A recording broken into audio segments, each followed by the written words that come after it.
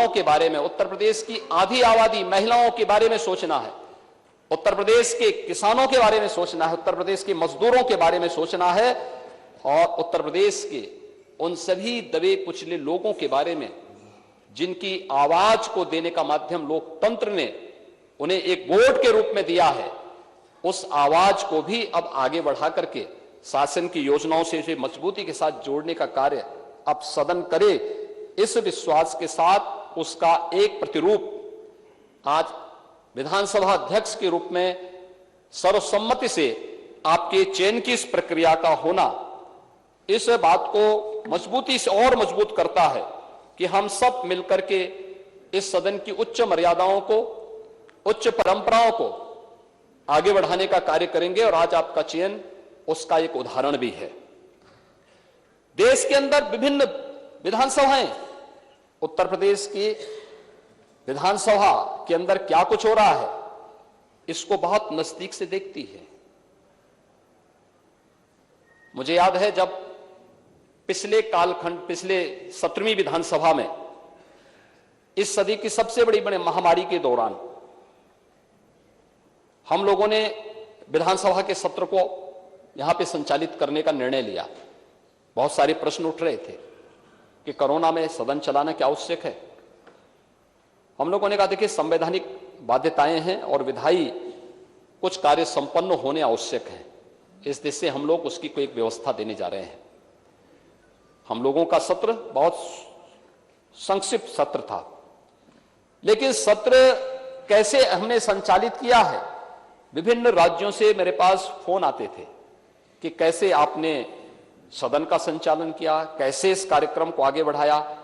और 17वीं विधानसभा तो इस मामले में बहुत रिच रही है कि उसने बहुत सारे ऐसे कार्य किए जो वास्तव में कार्यकाल 17वीं विधानसभा में सरकार को भी, माननीय सदस्यों को भी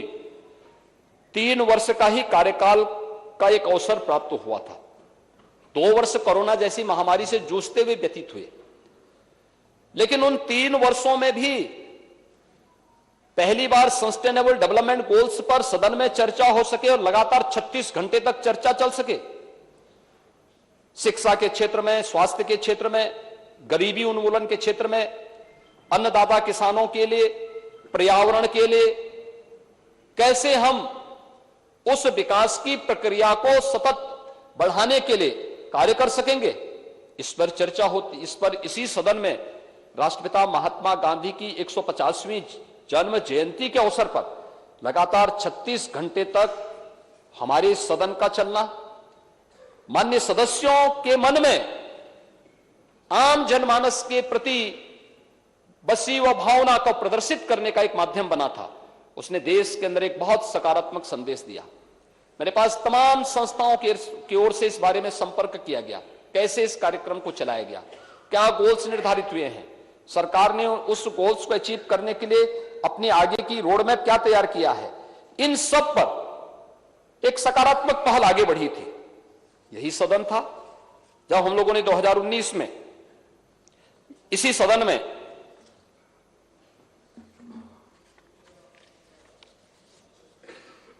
छब्बीस नवंबर 2019 को संविधान को अंगीकार करने के दिवस को,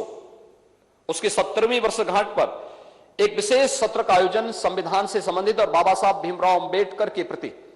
श्रद्धा और सम्मान का भाव व्यक्त करते हुए इस अवसर पर एक विशेष सत्र हम लोगों ने आयोजित किया था। और तीसरा विशेष सत्र भी आयोजित हुआ था जब 31 दिसंबर 2019 को संविधान के 126वें संशोधन विधेयक के समर्थन के लिए हम लोगों ने एक विशेष सत्र यहां पर आयोजित किया था, जो अनुसूचित जाति जनजाति से संबंधित, उनके हितों से संबंधित एक विशेष सत्र आयोजित किया गया था। 2020 के प्रारंभ में 7वें राष्ट्रमंडल संसदीय संघ भारत परिक्षेत्र का एक ऐतिहासिक सम्मेलन भी यहां पर आयोजित हुआ था। श्री हृदय नारायण दीक्षित जी के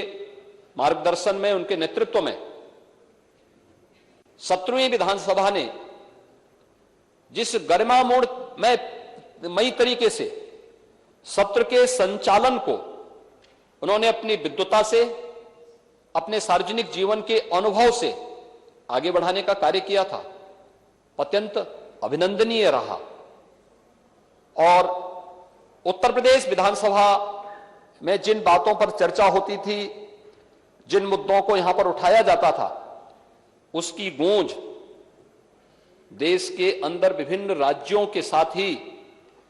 प्रदेश के अंदर भी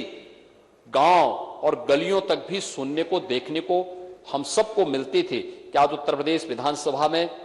जनता से जुड़े भी इस मुद्दे पर गंभीर चर्चा हुई है। आज उत्तर प्रदेश विधानसभा ने इस दिशा में एक नए प्रस्ताव को आगे बढ़ाया है। आज ये अलग अलग मुद्दों पर जनता के बीच में भी ये बातें सुनने को मिलती थी। वह एक बहुत सकारात्मक भाव होता है और मुझे लगता है कि जब जनता अपनी विधायी संस्था को एक विश्वास के रूप में देखती है तो हम मान करके चलें कि लोकतंत्र के प्रति आम जनमानस के विश्वास को प्रकटीकरण करने का सबसे अच्छा माध्यम होता है। और लोकतंत्र के प्रति आम जनमानस का विश्वास लोकतंत्र को सबसे ज्यादा मजबूती दे सकता है और उस मजबूती का आधार हमें इस सदन को बनाना ही होगा। इस दिशा से आज आपका चयन हुआ है। हम सब जानते हैं